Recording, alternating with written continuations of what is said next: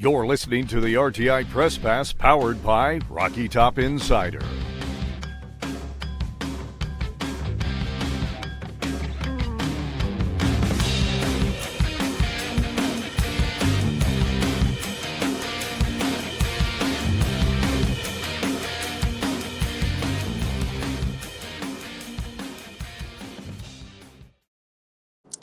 All right, ladies and gentlemen, welcome back into the Rocky Top Insider Press Pass podcast.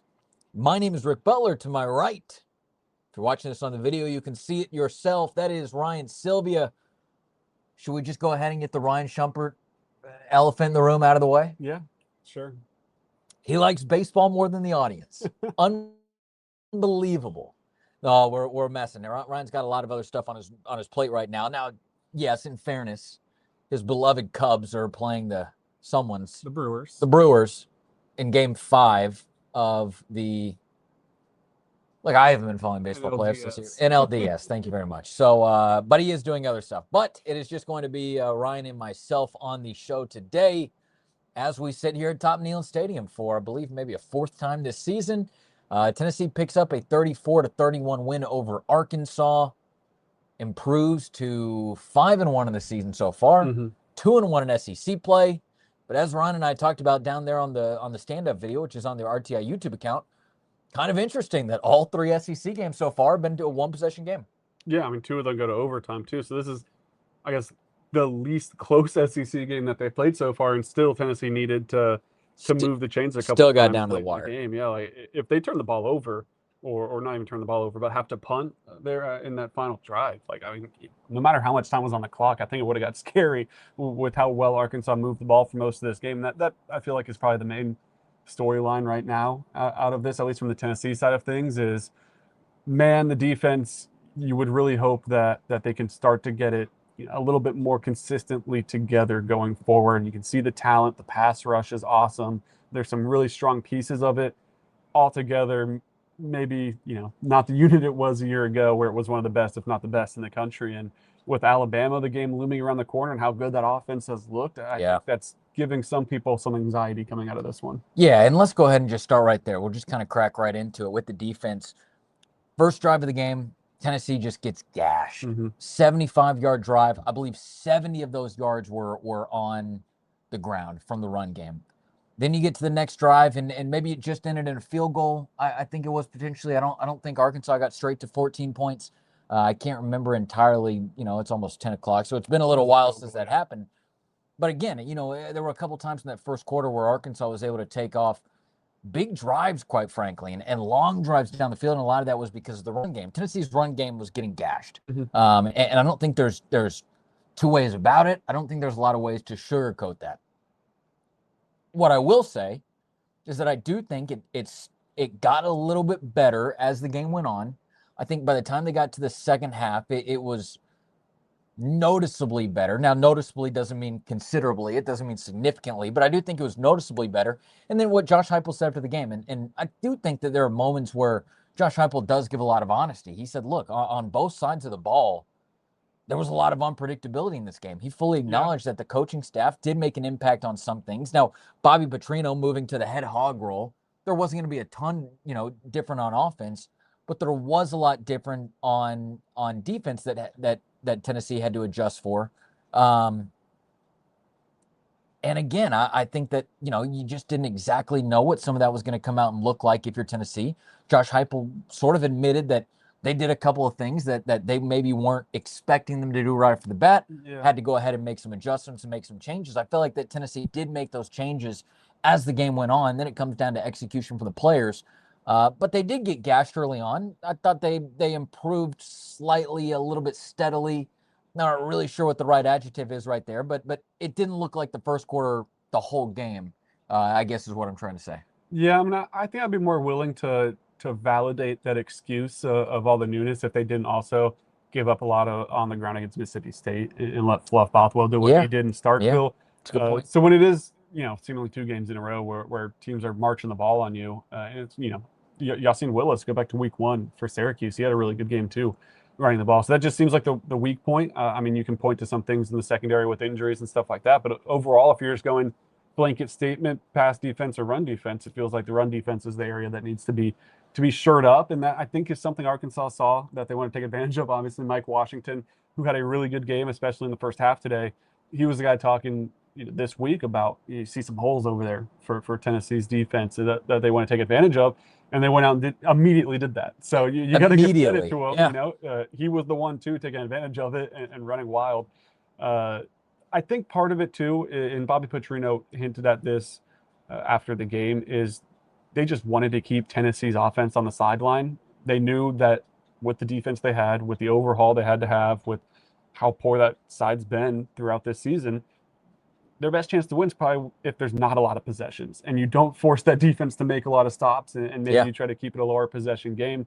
They were able to do that. I think like 34-31 feels like a kind of this is the first game of the season Tennessee hasn't scored 40 points, and that feels crazy because it felt like first game I think also this season that the over hasn't hit, and this is not the one I would have expected that to. The score really doesn't feel as indicative of how well both offenses move the ball, and I think that's part of it is because Arkansas ran the ball a lot, they chewed a lot of clock, and it worked. Now, what Bobby Petrino said Tennessee did to adjust to that, where they did look a lot better at one stage of the game, where the offense really got off the rails for Arkansas, they didn't score in the third quarter, was Tennessee started to stack the box more. They started to bring more guys up front and try to make things difficult for Arkansas to run it. And Bobby Petrino said it as simply as they were daring us to throw the ball. And Arkansas didn't adjust quick enough is also what Bobby Petrino said, where maybe if you could go back in time, he would have started saying, okay, we'll throw the ball. Taylor Green was great in the chances he had for 256 and 2 touchdowns, no interceptions, and ran the ball everywhere as well. So that goes into it too. Is Tennessee did adjust. It didn't seem like the craziest adjustment ever, but they did adjust to say you're not going to run the ball down our throat anymore, and it worked for a period of time, and it's part of the reason Tennessee was able to win. So you can be critical, you can be upset with the defense, and I think a lot of that's fair. But they did come up with some obviously big plays with the turnovers, but also did do a decent job of stifling the run for a little bit before Arkansas started to kind of get it working again. Yeah, and I think one of the other things that you look at with the Tennessee defense is that by this point, I think we feel pretty confident. Is the second half kicking off there? Okay. By this point, I think we feel pretty confident in that Tennessee's defense is going to let us some yards. Besides maybe last year, that's just kind of, I don't know, been how the Tennessee defense has been over the last 5 years or so. Got to figure out, I think, how to limit some of those explosive plays. And you go back to the Mississippi State game with Fluff Bothwell. Mississippi State was able to get some big chunk plays at times. I feel like Arkansas was able to do that. Then you get to the conversions as well. Third down conversion. Can't remember a fourth down conversion off the top of my head. No, at the beginning of the game there was one, but it was inches, and Taylor Green, tough guy to stop when he's running that, with only inches to go. But I feel like those are kind of the two big areas that if you're a team who's trying to exploit Tennessee's defense, you can maybe get some of the chunk plays. I think you can maybe find a little bit of wiggle room on a third down conversion. I think if Tennessee's able to shore up those two spots, and again, we're 6 games into the season, maybe halfway through the year. At some point, without drastic changes to who Tennessee has injured, which I have no idea what to make of those two guys. Maybe one more than the other a little bit, but I think that's kind of who Tennessee is a little bit. So we'll see how they can make adjustments. Obviously, next week is going to be a big one. But to me, those are kind of the two standout things as we get to this point, not only in the season, but just after this Arkansas game, is that chunk plays are tough to deal with. Just looking at Arkansas's rushing, I believe Washington had a long of 38. Taylor Green had a long of 22. Braylon Russell had a long of 22. And those were the only 3 ball carriers for the Razorbacks overall. Maybe if there was a fourth, maybe he would have gone for 20-plus yards as well. So that part, and then third down conversions. I don't have the numbers in front of me right now, just what those conversions looked like. 7 of 13 for the Razorbacks. Tennessee 2 of 9. That's a pretty stark difference, right? And then Tennessee 2 of 9. So I think those are the two places that maybe Tennessee's got to try to find some improvement in. And again, it's not the beginning of the season. Maybe you are what you are to a degree, but I think that surely there's something that Tennessee can maybe do to limit some of those things. But now I'm just going to get into a new thought. But I thought that David Hobbs also, played nice for his return to the field as well. Yeah, I thought David Hobbs had a great game. He didn't look like a guy that's coming off injury, and he looked like the guy that Rodney Garner and Josh Heupel and Tim Banks talked about all offseason, of a guy that was taking a huge next step and someone that looked like he was ready to play at a high level. He had a fantastic game on the defensive side for sure. When I'm looking at the defense, though, too, something that stood out to me is the way that they used Colton Hood and Ty Redmond at cornerback, where so far this season, they've kind of just stayed to their sides of the field, Yeah. and you can kind of mix and match as you please against them. This time, it was Colton Hood following around Omega Blake for pretty much the entire game, it felt like, and Blake's their best receiver, so it made sense that you're going to put your best cornerback that you feel really good about on their best receiver, and Blake catches 5 passes for 65 yards, but he was targeted 10 times. So they were going to him, and Colton Hood did a good job of breaking up some passes, and I felt like he had another strong game. Maybe not his best of the season or anything like that, but certainly a strong game. You look elsewhere, their leading receiver, 7 catches for 76 yards. That was their slot guy, so not really even someone you could pin on Ty Redmond. Ty Redmond's theoretically his guy was C.J. Brown, who's a sophomore, 3 catches for 50 yards. So, and then Cam Shanks, another slot receiver, 3 catches for 44 yards. All that, and he had the touchdown. All that to say is I thought that was interesting how they were using Colton Hood and Ty Redmond, where it was, Blake starts on one side, he flips to the other the next play, and you watch Colton Hood a lot of the times follow him over to that side of the field and really truly kind of match up with him one-on-one. So that I thought was interesting. I thought David Hobbs had a good game. I thought Jaden Perlotti came in his limited reps and did really well, the true freshman linebacker. He was the one that recovered the fumble that was, close to a forward pass, but ruled a fumble. He had a good game, and now he'll be asked to do probably even more against Alabama in that first half, with Edwin Spillman going to have to miss that with the targeting call. But tackling, too, is just such a big deal of it, where Tennessee just hasn't been a good team tackling. Huge. And it's an extremely frustrating thing to watch, where you're in the right position and you just don't make the play. And there's just not much you can do about that besides making the play the next time. Some of the guys have gotten better throughout the year. Some of the guys feel like they have almost gotten worse throughout the season, and it's going to be an issue, especially if Jem Miller, I think he was banged up in the Alabama game. I haven't checked to see exactly what that was, and obviously we'll find out more about stats throughout the week, but he's been fantastic when he's played. And if Tennessee doesn't want to tackle against him, he's going to make Tennessee pay. Yeah, and you saw a little bit, we talk about scheme, and not that is, admittedly my forte or anything, but there were a lot of people who were getting on Tim Banks' case at the beginning of the game, just like pretty much any Tennessee game. I think there's a lot of people getting on Banks' case, but there's also an execution side of it. There was one play where Tennessee had Taylor Green dead to rights in the backfield. They brought the blitz. They had him back there. Taylor Green, being the athlete that he is, he was able to slip out. I believe he runs to his left, and Jeremiah Thielander, right, just makes a really, really tough angle, isn't able to catch up, and Taylor Green is able to get down the sideline for a big play. That might have even been on a third down conversion as well. That's an area that you're right. That just comes down to execution, right? That's not about necessarily scheme. If anything, they had Taylor Green dead to rights. It was a good blitz that was drawn up, but you got to be able to execute in a moment like that.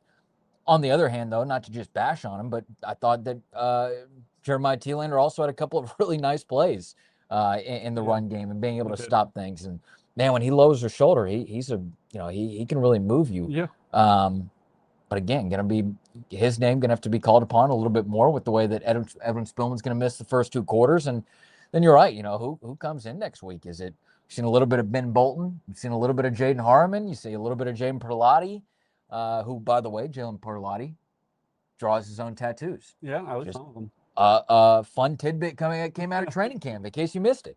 So anyways, I don't know, but we'll get into that more as the week goes on and as we get ready for this third Saturday in October next week. Anything else on the defense, or do you want to go ahead and flip to the offensive side? Well, I'll just say, Tim Banks, he's getting a lot of crap on social media and stuff, and some of it's valid, but a lot of it isn't. I think there's probably a middle ground of has this been the perfectly called season for him, and the perfectly schemed up season for him? No, but does he deserve the amount of criticism he's been getting? I don't think so. Now, last year was a extraordinarily talented defense, but the defense was one of the best in the country. And this year, you lost a lot of pieces, and they're still down their top 2 cornerbacks. And that can go a long way to have 2 guys on the outside that you can stick on those really good receivers. And no matter which one they match up with, you feel extremely confident that they're going to handle their business. You also had Colton Hood to the mix. And I know Colton Hood's partially maybe in the mix in the first place because you knew that Jermod probably wasn't going to be ready to go to start the season. You needed someone there in this and that. But at the same time, if you had all 3 of those guys healthy, what an embarrassment of riches you would have at the cornerback position. That could go a long way, maybe shoring up some of the run game and things like that, just because you're able to shut down the pass game. So I think he's been fine. Has he been perfect? No. Has he been great? Maybe not. But I think he's been fine. Like, it's kind of a situation where no matter what he does, he's going to get crap if the other team's putting up points. And sometimes it is just, hey, Taylor Green's really good. And Arkansas does have a good offense. That's been something that they've had all season. They're not a very good team. The defense hasn't been great, but they do have a good offense, and they got some good pieces on offense. And, like I said, I think it's somewhere in the middle. Not the greatest season for him, not the worst. If you put Taylor Green on so many other, not even SEC teams, but top 25 teams, he'd be, holy cow, he'd be a Heisman, maybe even favorite. If you put him on LSU, Tigers might not be struggling in certain ways the same way that they have. If you put him on Georgia, if you put him on, maybe Alabama would like to keep their guy. Joey Aguilar's been good for Tennessee, but boy, would I like to see what Taylor Green could do in a Tennessee offense. Like, he is outperforming his team, and they do have some good players. Omega Blake, who is an avid bird watcher, I think we learned early, or at least he likes to let other people be avid bird watchers, maybe even two at once. He's a good receiver. Braylon Russell's a good running back, so on and so forth. But Taylor Green just feels so unbelievably like outpacing the entire Razorbacks team. He feels like he's single-handedly keeping them alive, and what he does adds so many wrinkles and just X factors into that offense. I think he's phenomenal. He kind of seems like someone too where he's able to go kind of Superman mode more than a lot of guys. Where like I would be curious to see what he would do in like a Tennessee system where he's maybe not allowed to go as like just game breaker mode at times, compared to where Arkansas is, as you're saying, not the best. I'm gonna sneeze, so I'm gonna mute us real quick because we're on the same line.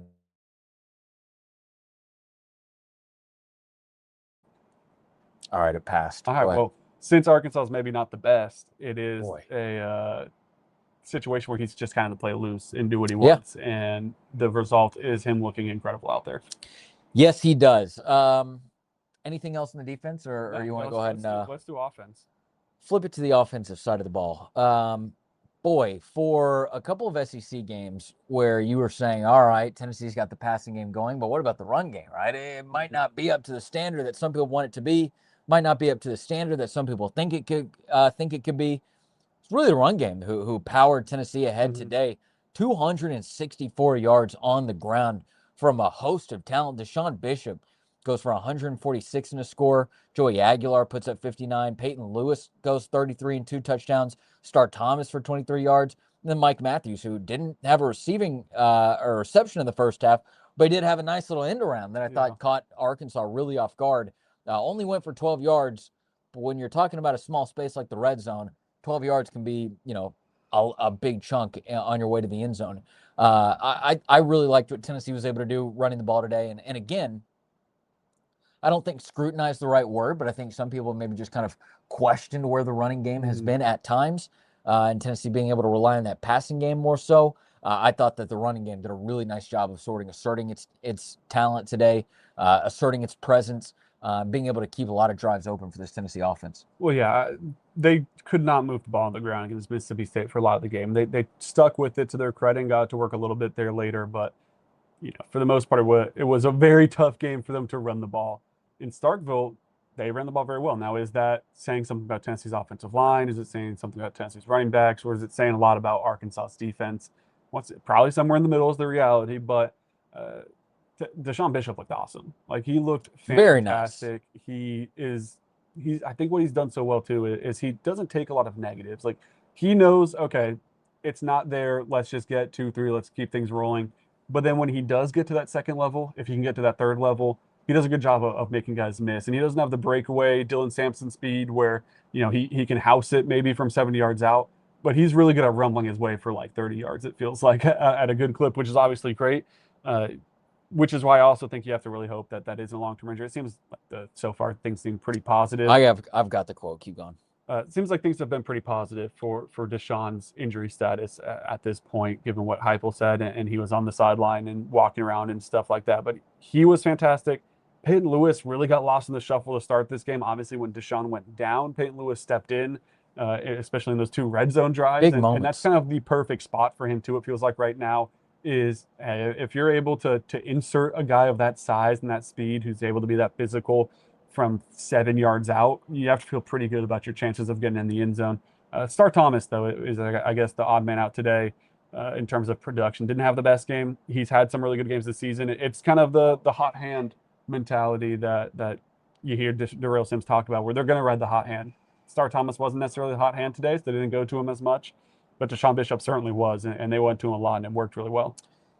Okay, I'll start there and kind of work backwards, because I agree with you. I think that sometimes Star Thomas, man, he feels, and again, I do believe that Tennessee is riding the hot hand to an extent. Like, I think there's a clear pecking order, but also Tennessee needed that second running back after the Bishop injury, mainly when they were in the red zone, right? Like getting close to the end zone. For as great as Star Thomas is, and he is effective in the end zone, just look at some of the versatility with the passing reception that he had against Syracuse, some of the other things he's done. But he can sometimes, to me, get a little too horizontal. Sure. And again, I think that's good for a drive, right, when you've got a lot of yards to go. But sometimes you just need a guy who's just going to put his head down and torpedo forward. That's Peyton Lewis in a lot of ways. So not only did I think that the situations that he came in, and again, we just said it, 8 carries for 33 yards and 2 touchdowns. So he had a touchdown on a quarter of his runs today.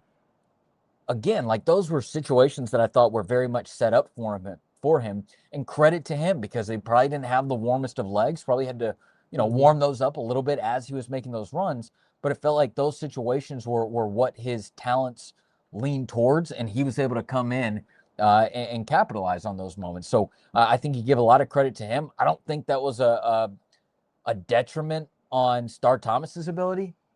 I think that the situation just proved to be better for what Peyton Lewis does. And Peyton Lewis is really good at saying, hey, man, we need you to run forward. We need you to run hard. We need you to maybe knock a guy over in the process and get into the end zone. Yeah. You saw it against Syracuse for the first touchdown of the season. You saw it twice here tonight. I just think that's what he does well. So maybe if the Deshaun Bishop, injury had happened earlier in the game and there was more drives that Tennessee needed, yeah, I think you might have seen Star Thomas a little bit more in sort of the normal role that he had. But again, like you had mentioned, credit to Peyton Lewis for coming in and taking care of business and doing the job that, frankly, he was asked to do.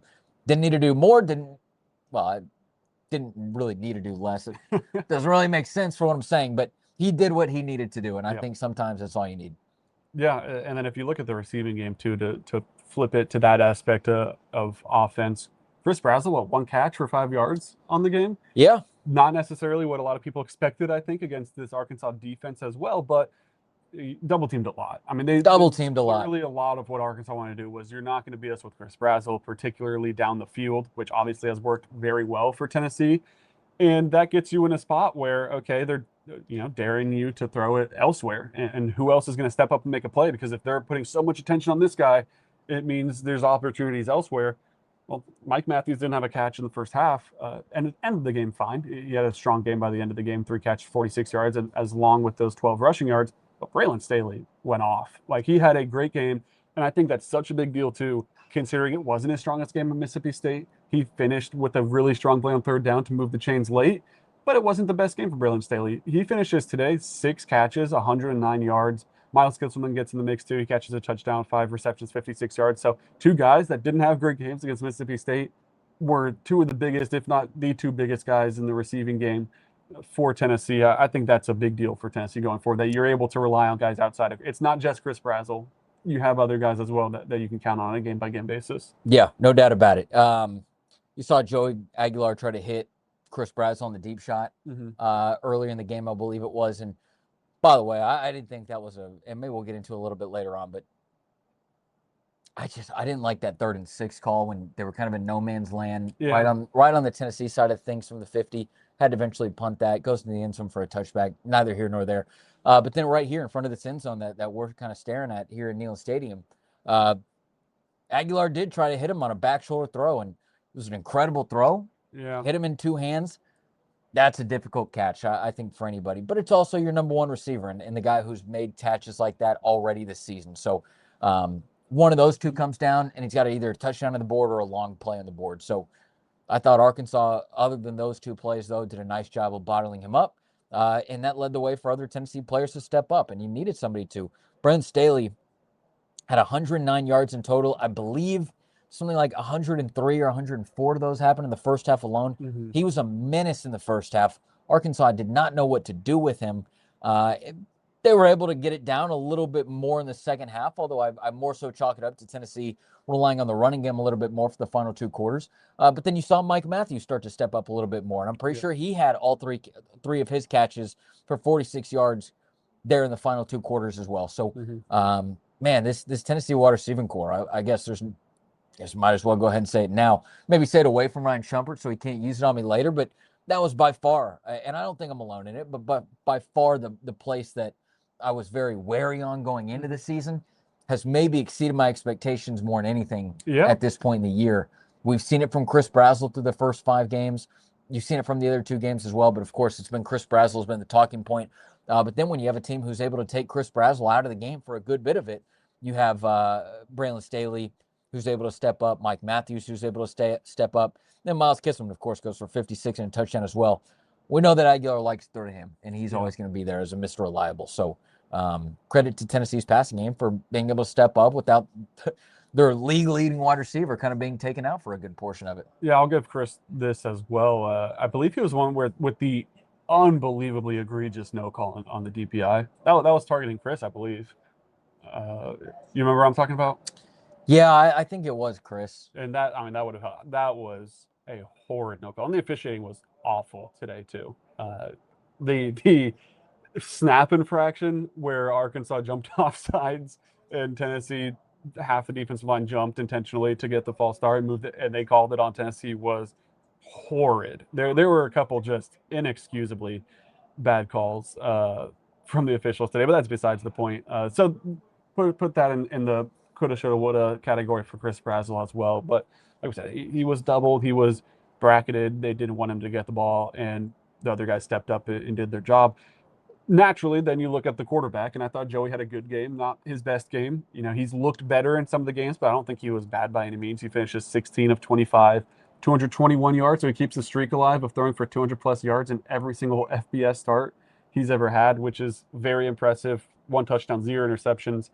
There was a couple that you hold your breath on that he threw, thinking that was going to be one of the turnovers, but he seems to, There's one that miscommunication with Mike Matthews. Yeah, that was, oh my gosh. It almost went right into a nightmare. I don't know what the announcer said about it. I figure they to kind of think of what we were thinking, but just miscommunication in the route because Mike Matthews seemed to go upfield.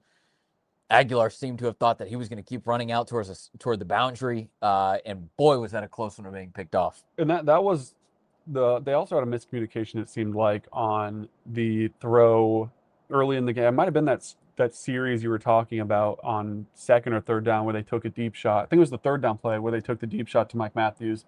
And on paper it looks like a Joey Aguilar overthrow, but it's kind of weird timing where it looked like Matthews slowed down. I don't know what was but something wasn't right there. And it feel like it probably was going to be a pretty good throw if everything kind of moved at the speed that Joey thought it was going to be. So I'll give him the excuse there as well. But he seemed good. I mean, it's the Joey Aguilar you expect now. He ran the ball well. He's done that. I think everyone got scared, of course, at the end, but he said he just got the wind knocked out of him. So that's good news that he'll be good to go, presumably, for that Alabama game, unless something else happens before then. I guess knock on wood if you're a Tennessee fan. But he's been really good. He remains better than anyone's preseason expectations, I think. And that's obviously great news for the offense that they have a quarterback that they trust to throw it all over the football field. And he has his favorite target. Obviously, he likes going to Chris Brazzell. Obviously, we've learned that he likes hitting that tight end too. A lot of times, Miles Kitzelman, but he does spread the ball around. And when he didn't have his favorite targets, he was able to go to different guys and still make it work. Yeah, no doubt about it. Something I think we'll get into a little bit more on the Press Pass podcast on Wednesday is probably about the offensive line. I think that's probably something that we can each go back and just kind of not capitalize, but confirm, I think, what we saw in some of the rotations that we saw. And then I'd imagine that somebody asked Josh Heupel about that during his press conference on Monday. But David Sanders Jr. did not start. No. But you did see him rotate in with Jesse Perry. Is frequently the right word? Maybe that's too strong. I was going to give it a guess. I think he probably played like 35% of the snaps. Sanders. Right tackle. Yeah. Yeah. And then And then they also got in William Satterwhite a bit at center. Yes, For that was the other Pendleton. one. And I would say that was probably like 15% of the snaps, maybe. Yeah. That was certainly less in the Sanders rotation, but they were getting Sanders some run, which I thought was. And I guess this too. It's easier to rotate a guy in and just flip the one position there. Like it's easy to say, okay, David Sanders, you're going in for right tackle, Jesse Perry's coming out, and you keep it at that. But your best offensive line is Jesse Perry in it, whether he's at tackle or at guard. And so to one-for-one trade with him, it felt a little, I don't know. You weren't having your best offensive line on the field, I guess, when you do that. But at the same time, I understand you don't want to really shuffle the entire deck, essentially, besides one or two pieces, because theoretically you would also probably flip Wendell Moy to the other guard spot. So I don't know. I see both sides of it, but I'm of the belief that you need to find five. If David Sanders is one of those five, cool. If he's not, cool. You got to find your best five though, and try to roll with it on a game by game basis and a drive by drive basis. Yeah, we'll see what Tennessee does. It was, I don't know what. I don't know. It was not to at least my expectation. I guess it was a little bit to my expectation, but you know, we've also been talking about whether it be the preseason or whether it be during the season. You know, if they make a move at right tackle, is it going to automatically be a shift at the guard spots as well? Tonight, that answer was no, and I do think that alone was fascinating because you know, again, we've said it several times. Jesse Perry, it feels like you just can't take him off the field. He's been good, although he did have a couple of I say a couple, maybe it's just one, but you know, had a penalty or two or whatever it was today. But I still think he's a guy you got to keep on the field. But they didn't, you know, and that's. It just feels like they're trying to fix a problem that's not there a little bit. Like the offensive line's been good. It's been way better than it was a year ago. So it's. I understand David Sanders. You really like what you have in him, but it's just it can be so tough. It is a really tough spot for them right now to figure out.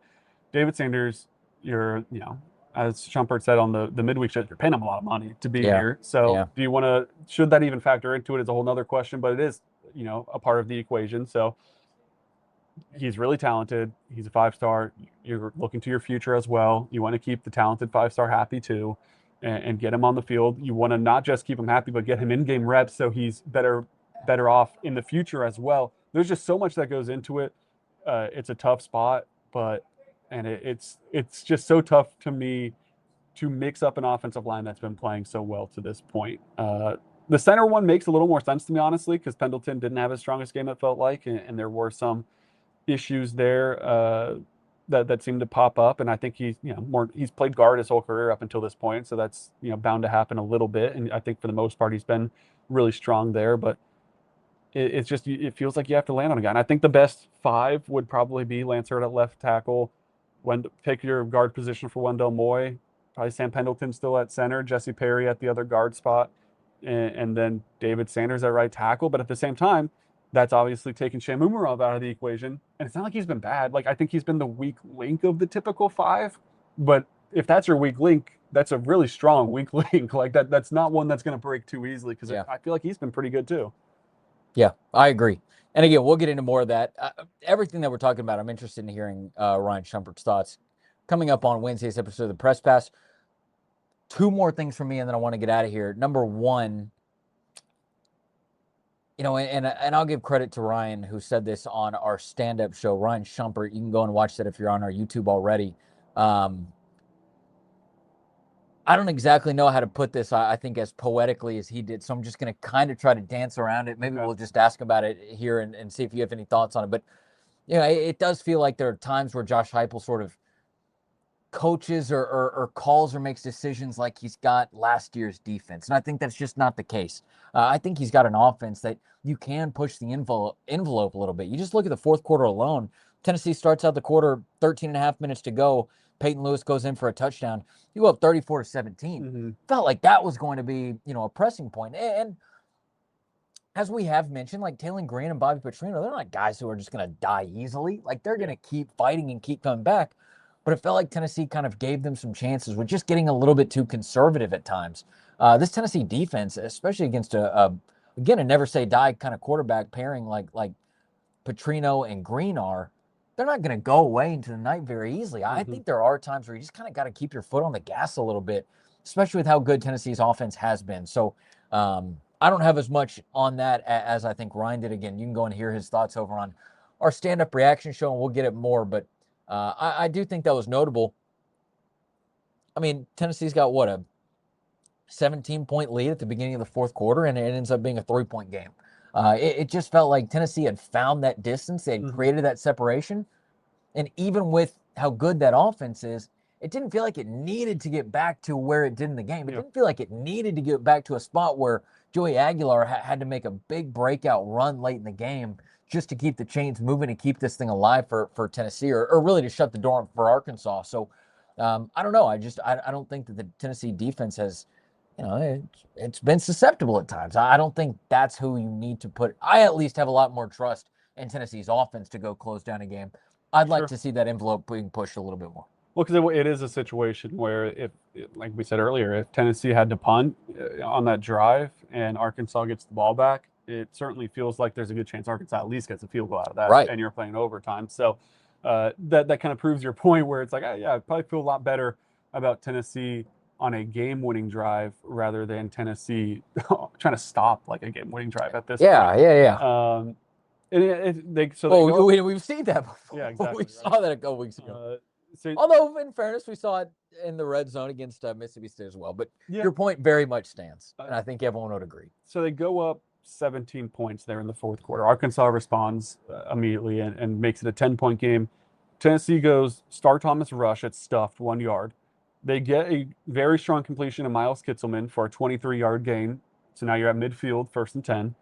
They try to run it with Star Thomas, only gets 3 yards.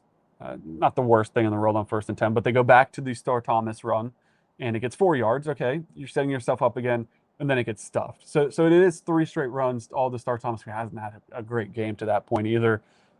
They take the delay of game, and they. And who did he have any more runs the rest of the game? So I think he got some runs. Okay, well, even if he did, Star Thomas only had 10 carries on the day. Yeah, it's all Peyton Lewis in the next drive. Okay, so he had 7 carries leading into that.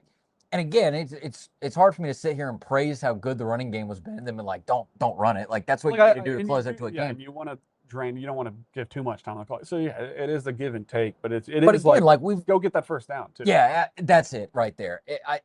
You saw Josh Heupel do it earlier in the game. Again, that 3rd and 6. To me, it felt like, hey, this is a time where you can run because you can set up the 4th down. If you get 4 yards, well, then you got a 4th and 2. You're still in no man's land. That's a gettable 4th down. Felt like later in the game, it's like, yeah, just go ahead and go get that 1st down and then kind of keep running the ball. But either way, maybe that's just more something to deep dive into later. Only other thing that I want to say before we wrap this thing up, special teams. Number one, whole first half, Tennessee's matching Arkansas. Actually, let me come back to that. Put a pin in that. Max Gilbert, 2 big field goals in the day. Credit to him. Yeah, I think that he stepped up. Cookies. A 37-yarder in the second quarter and a 50-yarder in the third quarter. But I think that 50-yarder was big. Again, first half, Tennessee matching Arkansas. Hogs get a touchdown, Vols get a touchdown. Hogs get a field goal, Vols get a field goal. Hogs get a touchdown, Vols get a touchdown. Halftime. Tennessee comes out. They go 9 plays, 43 yards, sets up for a big field goal. And Max Gilbert hits it, and he drained it to put Tennessee up on top 20-17 and to give Tennessee their first lead of the game. Credit to him. We'll see if another high-pressure situation starts to unfold. You were at the Vol Walk today. Not that I think there's any need to put any stock into it, but he seemed in good spirits. Yeah. Again, not that you'd expect him to be still hanging his head from that Georgia game, but you want your kicker to have a little bit of swagger, a little bit of confidence. I'll put Vol Walk reading the tea leaves at the Vol Walk. Love it. That should be a new segment. To start the season, Max Gilbert was one of the last guys, and that means that he's kind of soloed out a little bit. There's a lot of cameras. He's, talking to people in the stands. He's, chumming it up. Rightfully so. I would, probably do the same thing if I was him. After the Georgia game, when he missed the kick, he kind of slunked in with the pack a little bit and didn't really stick out and do too much. And even the UAB game I guess that was the UAB game, didn't really do too much. He kind of back to his normal self today. So I think that's a good sign. It shows the confidence there. He's in good spirits. And you hit a 50. Those were 2 really big kicks. Yeah, that 50-yard field goal is huge. I mean, you look at the score, it's the difference, right? It's 1 field goal. So I think you have to really like what he did. They didn't muff a punt, which No, that's what I was going to man, say. You that's stole what my a- thunder. I was going to say, what have we not talked about tonight that we Yeah. have in other nights? The that's muffed punt. what a heroic Now, job from Tennessee's In punt. fairness, Arkansas only had 2 punts. Yeah. I believe one of them went out of bounds. The other one Yes. was inside the 20. Well, yeah, one of them he let go, and the other one he fair caught. But that's fine. That's exactly what we want. Sure. That's what we've been saying this whole time. Is That if is you what we have say. the opportunity to go make a play, Boy. Boo Carter, you are an unbelievable athlete. Go make that play. If the opportunity is not there, the opportunity is not there. You didn't have the opportunity today, and that's fine. And look what Tennessee's offense is able to do. They're Yeah. able to go out and win those Yeah. games and drive down the field. So yeah, it perfectly played. It's not fancy, it's not flashy, it's not going to take headlines, but it's Yeah. perfectly played on those 2 punts. I think from Boo Carter. I guess the other side of it, Jackson Ross. Like to see, went to more of the rugby than I feel like they've gone to at times this year, where you kind of leak the pocket and it's more of a line drive than the high hang time. Wasn't the strongest game from him, but he also had a good punt towards the end there too to pin him pretty deep. So he's been, especially considering that start in 23 that he had, that was so hit or miss, and it kind of got a little sketchy. I think he's bounced back in his career very well. Maybe not the #1 game for him, but not disastrous by any means or anything like that. So overall, I think special teams gets maybe not an A, but like an A-, B+, like certainly serviceable. Yeah. Right. Yeah. That's about all I have for today. I don't know about you. Somebody commented on our basketball highlights video that our music was a little Three Stooges-esque. First off, I thought that was a horrible metaphor. It just didn't make any kind of sense to me. You know, it was a little bit Three Stooges kind of situation. Was when the Tennessee coaching staff had to unload the box. I believe, what was that, beginning of the second half, something like that? Yeah, because Joey Aguilar. It was ran when into Joey the Aguilar coach's box splattered at the end of against second the quarter. box. Yeah, he drilled that thing. So the Tennessee coaching staff has to run down in waves. Yeah. They're all coming out of the tunnel in the northwest, I think, side of the stadium. But they're coming out in waves like it's a clown car. Let me make sure our camera's still working. I think it is. Anyways, that was kind of funny. Them going back and forth. That was the only other kind of fun I had with the game today. That was, and Petrino brought that up on his own volition a little bit too. He was asked about, the communication with all the new defensive staff guys. He was pretty much like, that was good until phones went out. I couldn't talk to them up there. Well, somebody should have stopped Joey Aguilar. They Yeah. just let him fly swat himself right into that thing. But it is a worse look, I think. You've seen it a lot where a guy just kind of holds his ground on the sideline, and it kind of looks like you drilled the dude. Yeah. So because you're it's just like, stationary, let me feet planted, get out of clinks in the there a little ground. bit. It's not really my job to catch Joey. Yeah, I well, think both sides of it, because Aguilar splattered that box. splattered that thing. I guess enough to New uncle Joey Aguilar. Yeah, I got enough to momentarily break it. It seems like, and so that was why Tennessee had to go down as well. Is what I'm led to believe is because Arkansas didn't have communication. So Tennessee doesn't get an advantage because they did a cyber attack to Arkansas with Aguilar. So they had to go up and down, and then it was kind of a snip snap situation where they went down. Yeah. The second they're on the field, I guess they got it fixed, and you could see some frustration with we got to go back. Are you kidding me? We got to go right back up. So then Tim Banks and Coach Chop, who are usually up in the box, they're on the field for one of the defensive drives, and they got off the field that drive too. They forced a punt, so good for, maybe it's football things. I'm surprised they didn't stay down there with superstitions after getting a stop while they were down there. But that was definitely a strange, quick portion of the game where it was what is you're looking back and you can see him running to the elevators behind us. So it was kind of funny. We're 44 minutes into this podcast. I'm ready to hang it up, but now that I'm on this, I think I'm just going to go ahead and address it for the first time. Okay. The music on the highlight videos. I understand that there are some people who don't like it. I also understand that our good friend Chase Thomas loves it. Did you even know about this? Oh, I know Chase is a big fan. He loves it.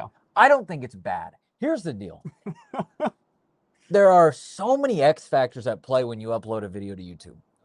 If you're at a Tennessee football practice, there is nonstop music blaring. If any of that music gets onto the YouTube, our videos are automatically demonetized. But also, there are kind of some rules and some things that we have to abide by, whether that's not having, certain conversations that are happening on the field or on the court.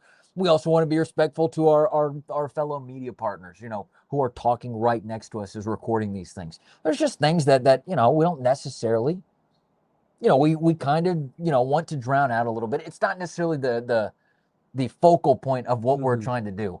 We're trying to show you highlights of Nate Ament, right? Not show you the terminology that they're using. This is not investigative journalism here. We're not trying to have a gotcha moment on people. If there's something to talk about, Ryan Shumpert's going to talk about it in his practice takeaways and practice observations. This is not like a James Bond spy mission, right? To go figure out what people are saying on the court. Also, it's not that interesting. It's just simply not that interesting. Now, maybe you just don't like the music at all. I get that. But it's the YouTube music that we're allowed to use that we don't get demonetized from. So I'm sure that the dedicated people who are listening 45 minutes in are not the people who just briefly go to the highlight video and go, this sucks. But that's why, I'm not even laying the law down. It's a simple explanation of why we don't do it. I know other people might do it. That's not us. We have our rules. We have the way we go about things.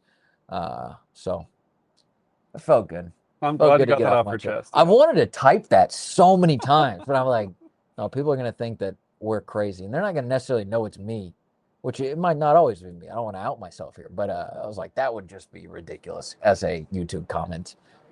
That might be a bad look. So anyways, got that. Had to get that off my chest. I'm glad you can take. Thanks for giving me a chance to vent. Okay. Yeah. Anything else that we need to get into before we wrap this thing up? Man, I guess now, they're going to Tuscaloosa. Obviously, we'll talk a lot more about that on Wednesday, but I guess just quick, keys to success almost. Man, the defense just has to be better. It's really a lot of Ty Simpson, man. Gonna have to, bottle him up. Great. We'll see if Jay Miller plays, but he's looked great when he's been on the field. Caden Proctor, you got work. He's playing every position on the field right now, so you got to worry about him. And where he's even lying. He might throw for 100 yards or run for 100 yards on Tennessee, the way he's been playing. So we'll have to, keep an eye on some availabilities over there. But definitely curious to see how Tennessee's defense responds to what's probably their biggest challenge so far. I think that's, Alabama's got one of the better offenses in the country right now, it feels like. So it'll be a tall challenge for them. Yes, they do. All right, well, let's go ahead and wrap this thing up, and so we can get out of here, close down Neyland Stadium for the night. Tennessee, number 12 in the nation, defeats Arkansas 34-31, kind of gets revenge on Arkansas's, upset win last year in Fayetteville. The Vols take care of business when they need to, setting up a very critical game against Alabama next weekend, like you had mentioned, in Tuscaloosa, third Saturday in October. Should be a fun one. We will be there for it. Very excited for it. It'll be a night game in Tuscaloosa. Sure, the crowd will be rowdy. Sure, Dixieland Delight will be going on. All that good stuff, but that is to talk about... Song about Tennessee? Song about Tennessee. Song that they say Tennessee in 4 to 5 times. I think it was written in Granger County. And Alabama 0 times. Yeah, I think it was written in Granger County. Yeah, that's Shout that out. one will always get me with Alabama fans. I don't understand how they loud and proud sing a song. Agreed. Whatever. Agreed. Makes no difference. But Granger County folks, good folks. Shout out to my good friend Brandon Orrick, my former co-host on The Blitz on Fan Run. Anyways, Tennessee 34-31 moves to 5-1 in the season, moves to 2-1 in SEC play. All 3 SEC games have been a one-score game. We will see if that trend continues next week in Tuscaloosa, or maybe something gets a little bit more lopsided than we've seen before. We're going to go ahead and wrap this thing up, but before I do, I'm going to check the... We need a refresh? See how Ryan Shumpert's emotions are doing. Yeah, he's not doing good. He might not be doing good. One inning for the rest of their lives. We'll check on him. If you see the Cubs lose, maybe give him a tweet of condolences. Like Barney Stinson, a condolence high five. Anyways, this is Ryan Sylvia. I'm Rick Butler. Hey, thanks so much for listening to the Rocky Top Insider Press Pass podcast. We love doing this. We love the interactions. We will see you back on Wednesday. Be on the lookout for the RTI Lowdown coming up. Here's an interesting note. I don't think it's going to be Sunday night. There's been a lot of traveling going on. Chris Lowe, obviously, one of the head honchos of this sports media world. So it might be Monday morning. Either way, be on the lookout for the RTI Lowdown in the next 48 hours. Also, if you're looking for it on Monday morning, go ahead and check out Pancakes and Bacon with the Grease Man, Reed Bacon, and, of course, VFL Kyler Kerbyson. We love them both. They do great work. But then catch us back with Ryan Shumpert on Wednesday, RTI Press Pass. All right, I'm rambling. Going to finish this up before 50 minutes in total. Hey, thank you so much for listening to the RTI Press Pass today. Tennessee beats Arkansas 34-31. See you back on Wednesday.